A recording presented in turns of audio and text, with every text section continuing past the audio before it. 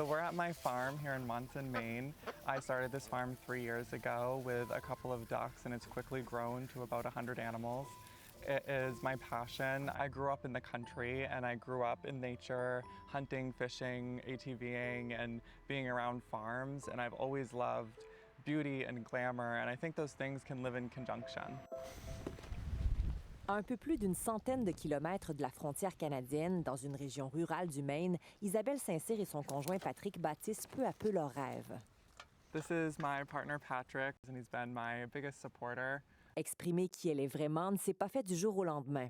Growing up, it was definitely difficult being different in a rural town. I didn't have access to medical transition when I was in high school, but I did wear makeup and women's clothing, and I got bullied quite a lot in high school, and it was quite dangerous. So I knew that I had to wait to fully transition until I was 18 and out of high school. It was so liberating, and I finally felt like I could start life. Monson, Isabelle St-Cyr. Une vie où rien ne l'arrête. Le mois dernier, Isabelle est devenue la première femme transgenre à prendre part au concours Miss Maine USA. I was able to represent myself really well in front of the judges, and I'm very proud of myself. La femme de 24 ans n'a pas remporté le concours, mais elle s'est classée dans les 10 premières. Des médias de partout au pays ont parlé d'elle. It's great. I'm so glad that I get to be a role model for so many people and that we've broken down this barrier, so hopefully more transgender women can compete in the future. When I signed up back in November, we were under a different administration, so it wasn't even a thought that this was going to blow up. As of today, dès son entrée en poste, Donald Trump a signé une série de décrets pour mettre fin à ce qu'il qualifie de délire transgenre aux États-Unis. There are only two genders, male and female.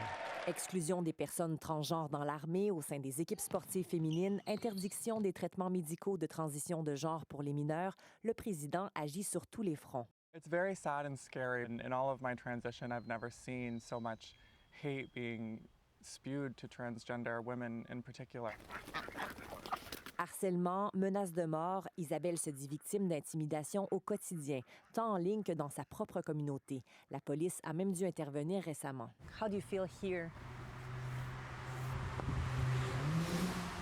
So that's actually someone that does that every day because they know that I live here. He honks his horn, he puts his middle finger out the window.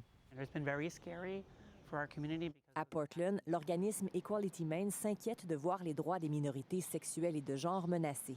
I think people feel like they have the freedom to be more anti-LGBTQ. And that's not fair. Those attacks have been real and people don't know what their future looks like or they're going to be safe. Des craintes qui touchent toutes les facettes de la vie des personnes transgenres, à commencer par leur pièce d'identité.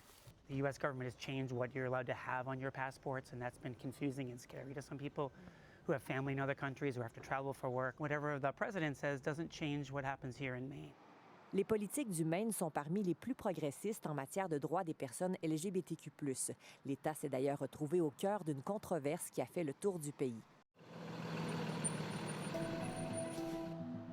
Tout a commencé ici, dans une école secondaire de Cumberland, près de Portland. En février, une jeune athlète trans a remporté une compétition de saut à la perche. Plusieurs ont décrié cette victoire sur les médias sociaux, dont la représentante républicaine Laurel Libby. Sa publication est devenue virale.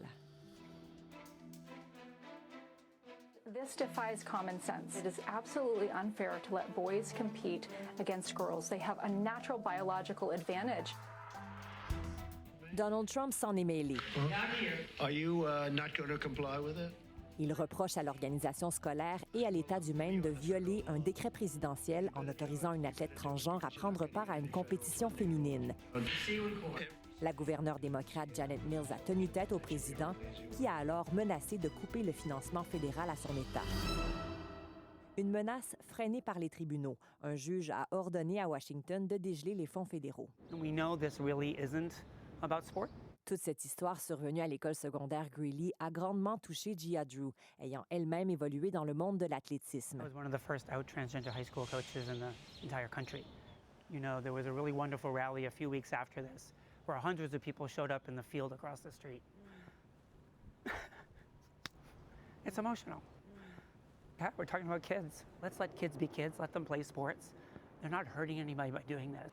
Dans la communauté, le sujet est polarisant. Cette résidente de Cumberland estime que la droite fait des personnes transgenres de véritables boucs émissaires. I just think it's ridiculous. The purpose of sports is really about learning teamwork and camaraderie. Alors que d'autres soutiennent le président Trump sur toute la ligne. He's doing everything I voted for. We need to keep men out of women's sports. Parallèlement à ce qui se passe à Washington, les élus du Maine devront trancher sur l'application d'une série de textes de loi touchant les droits des personnes transgenres, particulièrement à l'école.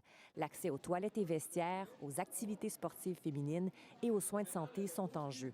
Les membres de la communauté se croisent les doigts pour conserver leurs acquis. If things got too scary here and I lost my rights, I would definitely have to go to Canada. Mais c'est ici qu'Isabelle St-Cyr veut s'ancrer. Elle a l'intention de continuer à militer. The fight has to be stronger and people need to be unafraid to stand up for what's right. Sa manière à elle de s'exprimer passe par la scène. Elle garde précieusement son écharpe Miss Monson, déterminée à compétitionner à nouveau l'an prochain. Patrick, qui l'encourage dans ce projet, porte sur elle un regard rempli d'admiration. I really couldn't be proud of her, more proud of her, and she's always going to lead the way because that's just who she is. She's a leader. Ici Marie-Hélène Rousseau, Radio-Canada, dans l'État du Maine.